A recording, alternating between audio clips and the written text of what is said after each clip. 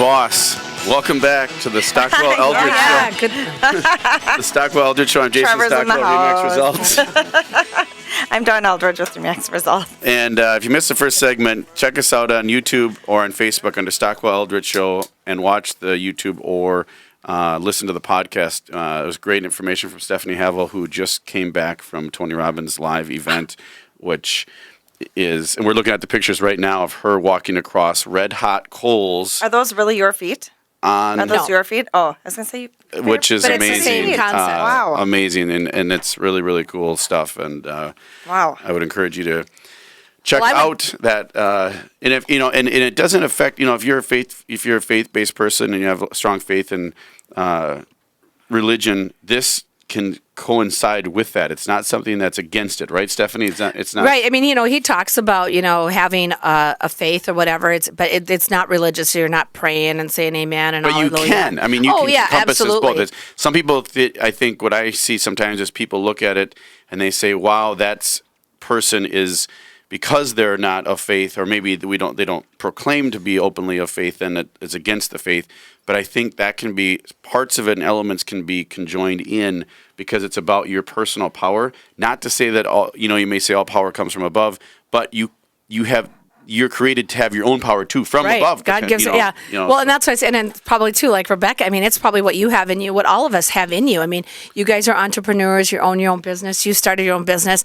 We all have, and that's what, nobody can deny what he says and what he believes, because all he's doing is instilling what it's called unleash the power within, what you personally believe and you have the power to do. And just whether you're going to do it, take massive action, and whether you're going to be grateful, for that. So I would say, I think we'll talk to you, Rebecca. You can probably even relate to some of that. Like, you talked to us before, like how you started your business and why you had this desire, right? And that's what he talks about too, is acting on your desires and your wants and your passion. Powerful. And then that's why you're going to be successful. So check that out under Stockwell Eldridge Show on Facebook. We're on YouTube. Like us, or if you could, or subscribe to the channel. You'll see us every week. We have great guests, great content.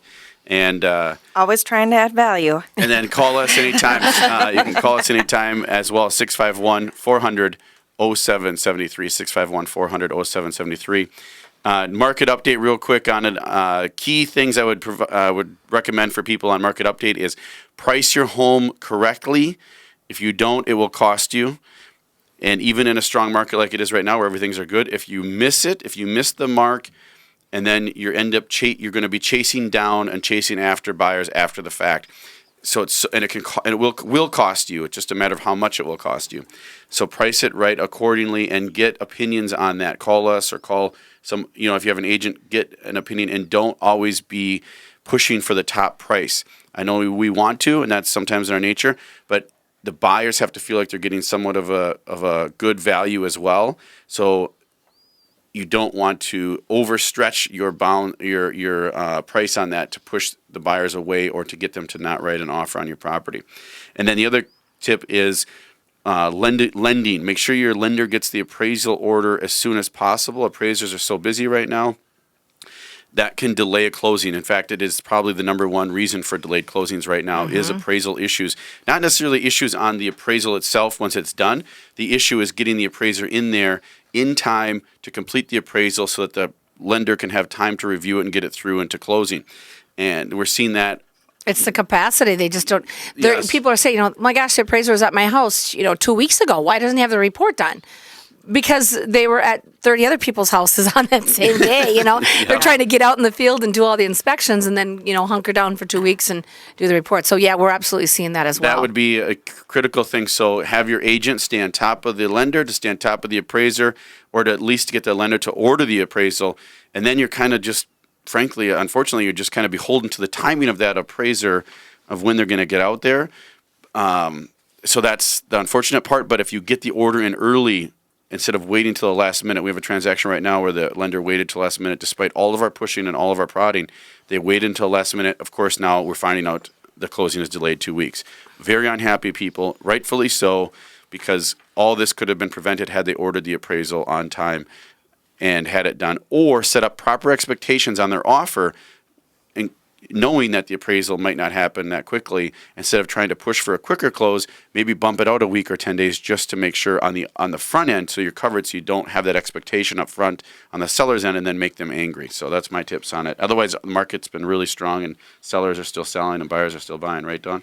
Yeah, I've got 3 buyers I'm taking out over the next 3 days, and there's not still a lot of inventory. Actually, new listings are down. Are you ready for this? They're down 9.5% Wow. from this time last year. That's good news. Then they're getting eaten up. That's right. So things are selling. Increase or change in closed sales is actually only up 0.8% from this time last year, which I was also surprised by that. But then very telling, median sale price is still up 6.5%, which is great news for sellers.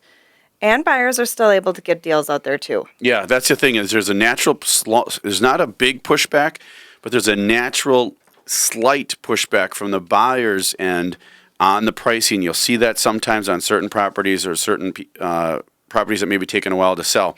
It's not that the market is falling or anything like that. It's just that the buyers are getting to a point where that they're going to say, hey, we've seen increase in prices.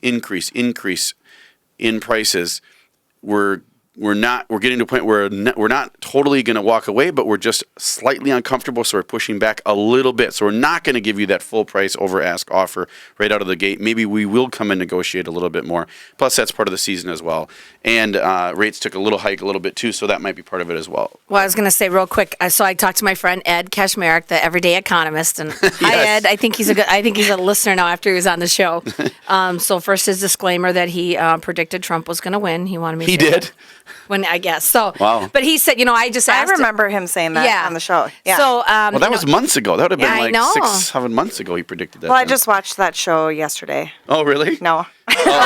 with that. Yeah, so he just said, markets are expecting higher inflation and interest rates, which, probably isn't as good for the housing market. But he talked about, kind of what Elliot said, unemployment, but job strength, job growth remains strong. And if there's less regulation, that should help small businesses and the job growth. But that's the same thing. An uptick in interest rates can cause you a little bit in the housing market because you may not qualify for as much of a house. So again, with the inventory that's out there, get pre-approved. If you were thinking about it, again, I know we talk about all the time, don't wait. Don't wait because rates inevitably will go up a little bit. So, get your pre-approvals and talk to somebody, get out shopping, make that offer before there's 10 feet of snow. The houses, it's a lot more fun. Well, and if I was a gambling person, and sometimes I do, but I would put more money on rates going up through 2017 than the chances of rates going down dramatically. Which is not necessarily a bad thing. No, That it's not means a our bad thing. economy's getting better. Yes. So people my gosh, we've been at the lowest interest rates forever, and we keep saying it. I've been in this business 20 years. It's like, okay, when are they going to change? And it probably will now. But it'll be a gradual. It should not be a dramatic change. Right. So good stuff all the way around on the real estate market and mortgage world. And we want to talk to our special guest, Rebecca Boss, BOSS, just like the clothing line and everything else. But Rebecca, you are the owner of a restaurant, right, downtown Minneapolis? Yes, I am. So if you could share with us, what got you into that? What is it, first off, and all that stuff? I know we were talking before the show, but where's it located and what does it do and everything like that? We're right downtown Minneapolis on the corner of 6th and Hennepin. Bar has been open for about 2.5 months. Oh, brand new, It's really? a brand new restaurant. Awesome. Yep. There was a concept that started about 3 months or 3 years before that, and I had some partners, and there was a change that happened, and that restaurant wanted to go away, and then we reestablished ourselves as a new entity and a new Nice. place, and we're mission-based, so that's our concept, and that's our belief, and that's what we put back into the community. Mission-based? We're mission-based, so we like to do business with people like-minded like us. So we have an event called Guest Bartender on Thursday nights. If you guys would like to bartend, find a charity. that's awesome. It's fantastic. And we give 15% of what we make that evening to your charity. We involve your charity. We involve both of you, so you invite all your guests. You guys get to be rock stars behind the bar.